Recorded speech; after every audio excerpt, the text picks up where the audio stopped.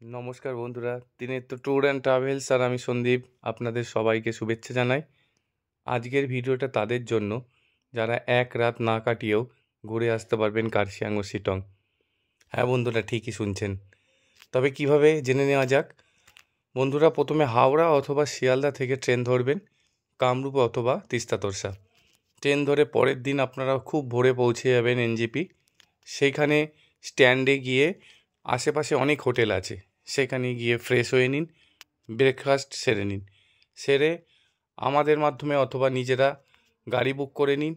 বুক করে সোজা চলে যান অহলধারা, যেখানে 360 ডিগ্রি ভিউ পাবেন। অহলধারা ঘুরে শিটংয়ে কোনো হোমস্টে বুক করুন।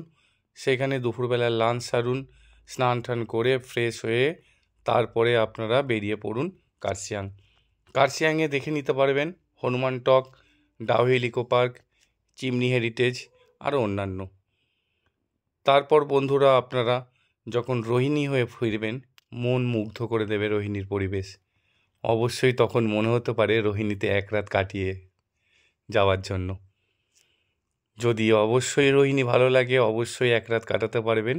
আর আমার ডিটেলস পুরো দেওয়া থাকবে, অবশ্যই ভালো লাগলে যোগাযোগ করুন।